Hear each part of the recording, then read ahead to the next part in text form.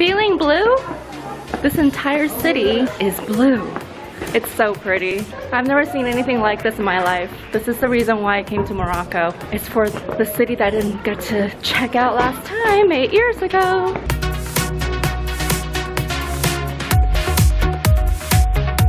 During the period of Sultan Yaqub al-Mansur, the Hassan Tower was intended to be the largest minaret in the world in 1195.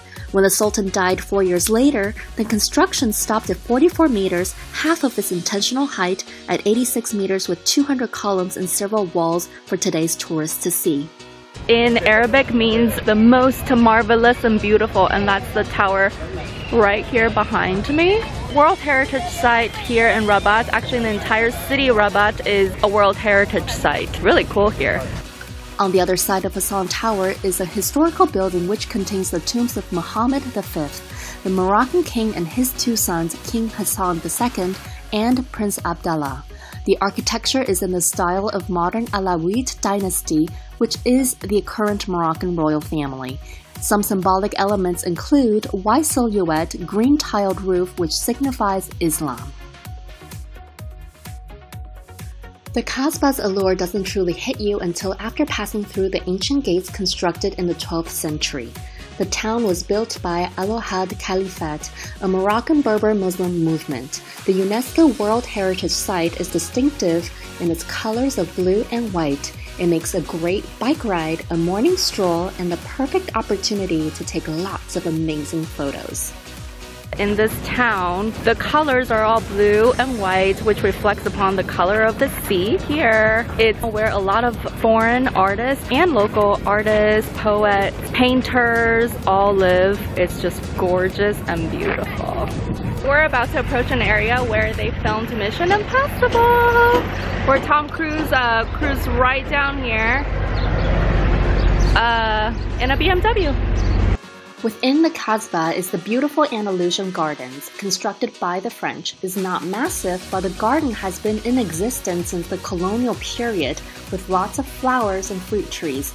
There will be a lot of wild cats to melt your heart, cat lovers. I'm loving Rabat. It's a beautiful city with lots to see and lots to do. Before you leave Rabat, pick out a waterfront restaurant or cafe by its main river, the Bouakhlek, and sip on a drink on a breezy, sunny day. When you're road tripping from Rabat to Meknes, make sure to stop by Volubilis, which is a partly excavated Berber and Roman city. Built in a fertile agricultural area, it developed from the 3rd century BC and onward. During the 2nd century, more buildings were constructed, including a basilica, temple, and triumphal arch. Today, it is a UNESCO World Heritage Site listed for being an exceptionally well-preserved example of a large Roman colonial town on the fringes of the empire.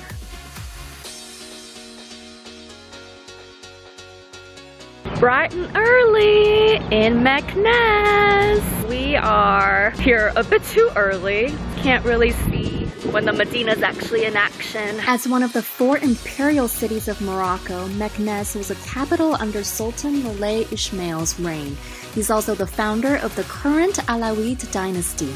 Characterized by the Spanish Moorish style, high walls with massive doors, you can see the blend between European and Islamic elements. There are tons of mosques to see here, so don't miss the Old Town Medina as well. We're now at a restaurant called Casa Aladdin, and check out this view. Famous for its blue houses, Chef Shawan attracts seasoned photographers and travelers from around the world. The shade of blue is a tradition which derives from the town's former Jewish population. Although the blue city of Morocco is known as the capital of cannabis, travelers can go hiking, swimming, and wanderlust through gorgeous alleys. That's our guide. His name is Ali Baba. Ali, say hi to the camera. Okay, how are you? High up in the mountains in this magical blue city of Chef Shawan, there are lots of handcrafted products to sift through, but there are also ones that are specifically made from this town. Wool garments, wool winter jadba, in long sleeves or short sleeves are made directly from the sheep. Gosh, I've never taken this many photos in my entire life. Every corner is a scenery. It's pretty amazing. Chefchaouen is situated in the Rif Mountains. The city was founded in 1471 as a small fortress defending Portuguese invasions of northern Morocco. During the medieval times, many Moriscos and Jews settled here. In 1920, the Spanish took over Chefchaouen as part of Spanish Morocco. After Morocco's independence in 1956, Spain returned the city. Check out the suite. It's so cute. Okay, this is the sitting area. There are 2 suites. This is the one I'm staying at. Perfect for families. And then check out the bathroom. It's an ensuite. Super cute. I think I'm gonna get some good sleep tonight.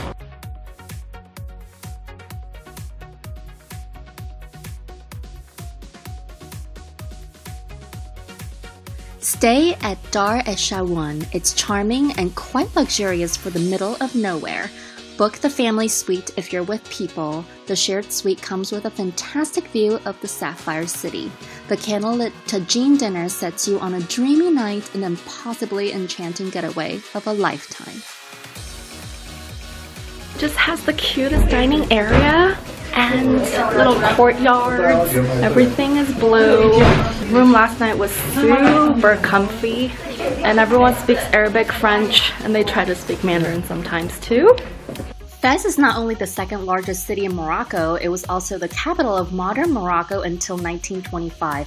Often referred to as Mecca of the West and Athens of Africa, make sure to visit the famous doors of the Royal Palace. Even though it's not open to the public, the beautiful brass doors are covered with intricate patterns. Inside is where the current king still visits. We have officially arrived in Fez! It's green in the front, blue in the back, or blue in the front, green in the back, depending on where you stand. Bab Jaloud is the famous gate built in 1913, which leads you right into Fez El Bali Market. There are bees inside this case because all the desserts are made from honey. With all the hustle bustle you must see at Fez's El Bali's Old Medina, this UNESCO World Heritage Site is Fez's most renowned landmark.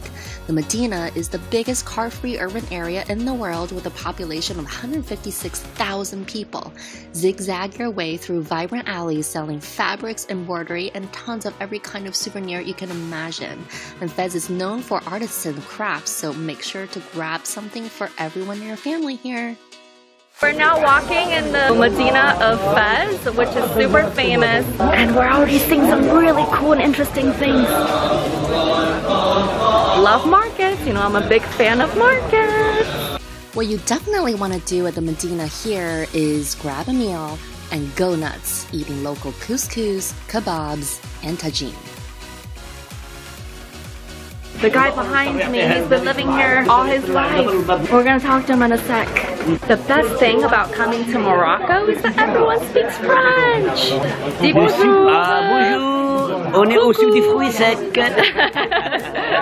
So delicious. We're now entering the tannery. I've always wanted to come here. One of my dream locations.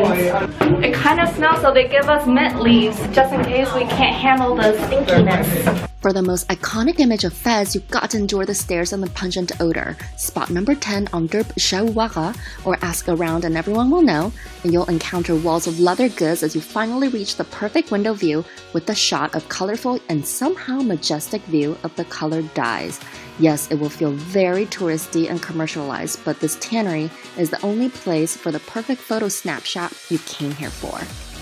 I just completed another trip dream. Quoi? And it is to see the tannery.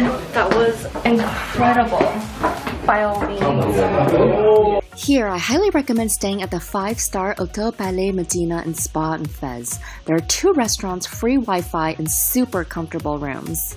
If you love sweet and salty, then you've got to try pastilla, basically a cinnamon chicken pie. This is your jam. This is snow in Africa. We found a piece of Switzerland here in Morocco on our way to Sahara. Kind of amazing, Mother Nature. Is this snow in Africa? If you're road tripping between Fez and the Sahara, you'll most likely run into Switzerland. Well, at least you'll think you're in the Swiss Alps at first. Then you'll realize it's indeed Ifrane. Established by the French, Ifrane came to life as a resort town for European vacationers. That looks good. Gotta taste whole baked fish, Moroccan style with local spices and fresh squeezed lemon drizzled on top.